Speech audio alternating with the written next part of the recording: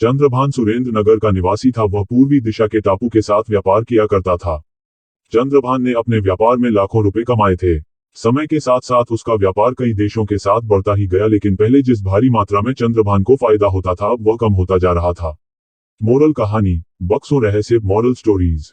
बड़ी जांच पड़ताल करने के बाद चंद्रभान ने अनुभव किया कि उसके नौकरों की ईमानदारी में कमी के कारण ही उसका मुनाफा घटा जा रहा है। इसलिए चंद्रभान ने एक विश्वासपात्र व्यक्ति को अपने माल की सुरक्षा के काम में नियुक्त करना चाहा और इस सिलसिले में चंद्रभान ने अपने प्रिय मित्र को पत्र लिखकर उससे मदद मांगी। उसने लिखा कि उसे अचानक एक ईमानदार व्यक्ति की जरूरत आ पड़ी है। यह समाचार मिलते ही चंद्रभान के मित्र ने उसके पास विशाल और आनंद नाम के दो आदमियों को भेजा और संदेशा दिया कि दोनों में से चंद्रभान को जो भी आदमी पसंद आए वह उसको नौकरी पर रख ले। चंद्रभान पहले उन दोनों में से आनंद को बंदरगाह के पास स्थित अपने माल के गोदाम में ले गया। माल गोदाम में चारों ओर लकड़ी से बने बक्सों में इधर उधर फैला हुआ था। चंद्रभान ने आनंद को वो बक्से दिखाकर समझाया, आनंद, इन बक्सों में चांदी और अन्य धातु से बनाई गई चीजें हैं। मैंने इन चीजों को अवंतीपुर के व्यापारी से खरीदा है और अब इन सारी चीजों को जल्दी ही जहाजों में लादकर रवाना करना होगा। फिलहाल इन चीजों को हमारे गोदाम के मुख्य कमरे में तरीके से एक के ऊपर एक रख लो और इनकी गिनती करके तुम्हें इसका हिसाब भी देना होगा। आनंद, अब तुम समझ गए होगे कि तुम्हें क्या करना है। अब जाओ और अपना काम देखो। इसके बाद चंद्रभान ने थोड़ी दूर पर खड़े चार आदमियों को बुलाकर आनंद से मिलवाया और कहा, ये अवंतीपुर के व्यापारी के आदमी हैं। यह लोग ही इन बक्सों को यहाँ पर लाए हैं। गोदाम के मुख्य कमरे में हमारा एक नौकर है। यह लोग इन बक्सों को वहां पर ले जाएंगे, तब हमारा नौकर इन बक्सों को वहां पर तरीके से एक के ऊपर एक रखेगा। आनंद, तुम वहीं पर खड़े रहकर सावधानी से बक्सों का हिसाब लेकर मेरे पास ले आना। यह कहकर चंद्रभान वहां से चला गया। आनंद, जी श्रीमान कहकर अपना सर हिला दिया और वह भी वहां से चला गया।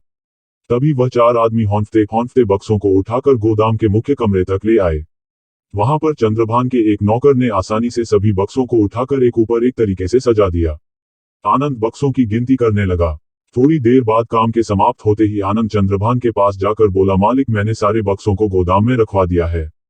कुल मिलाकर 150 बक्से हैं। इस पर चंद्रभान ने आनंद से कहा, ठीक है, तुम्हें काम पर नियुक्त करने से पहले हम तुमको सूचना भेजेंगे। अगले दिन चंद्रभान ने बंदरगाह के पास एक दूसरे गोदाम में विशाल को ले जाकर उसे इधर उधर फैले हुए लकड़ी के बक्सों को दिखाया और विशाल से भी वही बातें कही जो बातें उसने आनंद से कही थी और चंद्रभान वहां से चला गया। गोदाम में पहुंचकर विशाल बक्सों की गिनती करने लगा। अचानक उसके मन में एक संदेश पैदा हुआ। उसने देखा कि चार आदमी बड़ी मुश्किल के साथ हंसते हंसते जिन बक्सों को उठाकर मुख्य कमरे तक ले गए हैं उनको मुख्य कमरे में मौजूद एक नौकर बड़ी आसानी से कैसे एक के ऊपर एक रखकर तरीके से सजा रहा है। काम के समाप्त होते ही विशाल चंद्रभान के पास पहुंचा और बोला, मालिक, कुल बक्सों की संख्या 150 है, पर मैं यह नहीं जानता कि अवंतीपुर के उस व्यापारी के साथ आपका हिसाब किताब कैसा चलता है। पर श्रीमान, मुझे उसकी ईमानदारी पर शक हो रहा है और इस बात की सूचना आपको देना मेरा कर्तव्य है।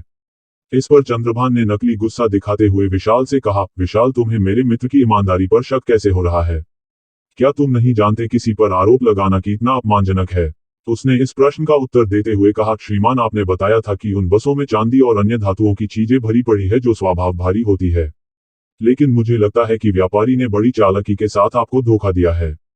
श्रीमान, उन बक्सों को गोदाम में हौंफते हौंफते उठाकर लाने वाले चारों आदमी उसी व्यापारी के नौकर हैं और उन लोगों ने ऐसा नाटक किया है कि जैसे वो बक्से सचमुच बहुत भारी है।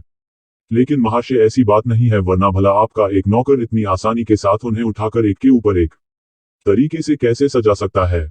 श्रीमान, मुझे ऐसा मालूम होता है कि उन बक्सों के अंदर चांदी नहीं है, बल्कि घासफूस या कोई हल्की चीज है। जल्दी से मेरे साथ गोदाम में चलिए और उन बक्सों को खुलवाकर देख लीजिए। विशाल का यह सुझाव सुनकर चंद्रभान मन ही मन हंस पड़ा और विशाल के कंधे पर थपकी देते हुए बोला, विशाल, तुम काफी कुशाग्र बुद्धि और सूक्ष्म दृष्टि रखने वाले आदमी हो। मैं तुमसे बड़ा प्रसन्न हूँ। और सुनो विशाल, बक्से ढोने वाले चारों आदमी और गोदाम के मुख्य कमरे में रहने वाला नौकर, यह सब मेरे ही कर्मचारी है। नौकरी के लिए आए हुए तुम दोनों की अक्लमंदी और ईमानदारी की जांच करने के लिए मैंने यह परीक्षा ली थी और इस परीक्षा में तुम सफल हुए। मैं आज अपने मित्र के पास संदेशा भेजूंगा ही, मैंने तुमको आज से ही काम पर लगा लिया है। इस तरह विशाल ने यह जाने बिना ही कि उसकी परीक्षा ली जा रही है उसमें सफलता प्राप्त की। ऐसा इसलिए कर पाया क्योंकि उसने अपने मालिक का कहना तो सुना ही, लेकिन अपने काम में उसने अपनी जागरूकता और बुद्धि इस्तेमाल किया। कहानी की शिक्षा, किसी भी काम को भेड़चाल चलते हुए नहीं करना चाहिए।